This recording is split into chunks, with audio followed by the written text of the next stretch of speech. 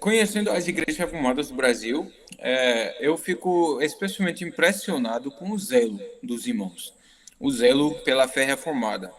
Isso me traz muita alegria, porque o contexto explica um pouco. Uma boa parte dos irmãos que estão na igreja reformada ainda são o que nós podemos dizer primeira geração. Saíram de igrejas arminianas, é, contextos onde o evangelho não foi bem pregado ou foi pregado misturado com heresias, e ficam bem zelosos pela pureza de doutrina, zelosos pela glória de Deus, as doutrinas da graça que dão glória a Deus, zelosos por um culto reformado.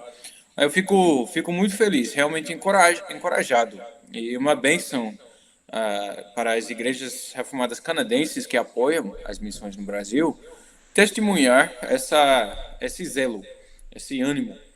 Claro que isso vem com certas imaturidades também. Às vezes muitas vezes as pessoas têm uma certa caricatura do que é a igreja reformada, para o bem ou para o mal, e às vezes tem que corrigir, tem que explicar que reformada é muito mais do que aquele pedacinho que você conheceu sobre a igreja reformada. Ainda nas igrejas reformadas do Brasil, estamos eu não digo isso como crítica, né? Mas as igrejas estão amadurecendo em certas coisas. Posso dar exemplo, quando fala da rotina de um pastor. Lá no Canadá, grande parte da rotina é catequese. E eu percebo que entre as igrejas reformadas canadenses é uma prática um pouco fraca ainda. Catequese tem talvez depois do culto, muitas vezes é depois do culto, 20 minutos, meia hora depois do culto.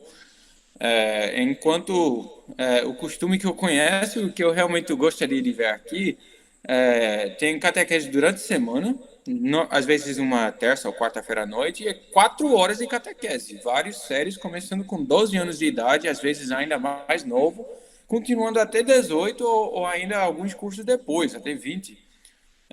Um catequese bem pesado, requer bastante tempo do pastor, e demanda bastante também dos próprios pais, para levar seus filhos para isso. Às vezes eles têm filhos na primeira turma, na segunda, na terça. Aí Aham. eles vão gastando toda a quarta-feira à noite só rodeando, buscando o filho e entregando o outro.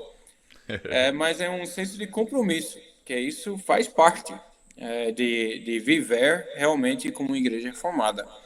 E isso leva a boa formação das crianças. Então, é apenas um exemplo de certas questões de maturidade que é de se esperar no campo missionário, mas mostra que temos trabalho para fazer.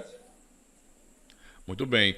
Lá no Canadá, por exemplo, pastor, o senhor pode, tipo, já pode presenciar, ou é comum debate em torno, por exemplo, da soteriologia, né? Porque eu estou dizendo aqui porque no Brasil existe muito, né? É claro que não é uma coisa grande, mas em quem se interessa pelo assunto da doutrina reformada, parece que essa é a ênfase, sempre é a ênfase. Às vezes parece que os irmãos se esqueceram que não estamos mais no século XVII, né? E eles querem trazer toda aquela tensão de Dort para cá, né? Como que isso é lá no Canadá? Também existe isso, esse debate, essa luta ainda contra o arminianismo nesse sentido? Mais ou menos. É um fenômeno muito comum entre os recém-convertidos ao calvinismo. Inclusive, tem uma frase em inglês, eu não sei se existe aqui em português, mas eles dizem cage stage Calvinism, ou seja, a fase da jaula.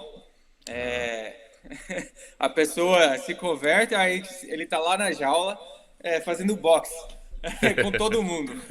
vixe, Ele descobriu uma verdade que é bem poderosa, bem transformadora para sua vida. Aí ele, como é que o resto do mundo não vê isso? Aí ele esquece que ele mesmo há pouco tempo não isso. entendeu essas doutrinas.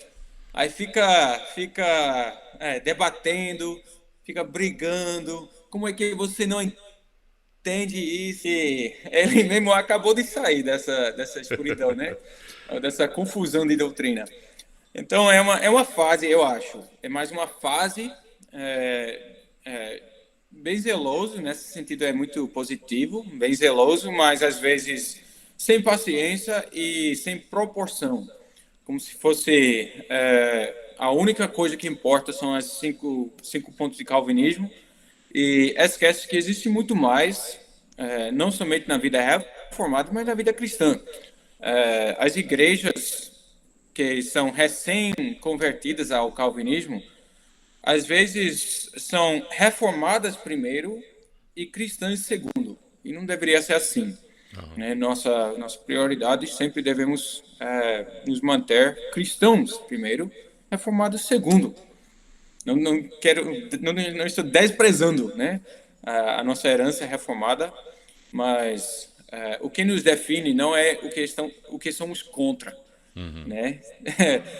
Não sou um anti-arminiano, anti-pentecostal, anti-católico romano e acaba não sendo nada. O que eu sou? Eu sou um Mas é o que cristão. parece mesmo isso aí, viu?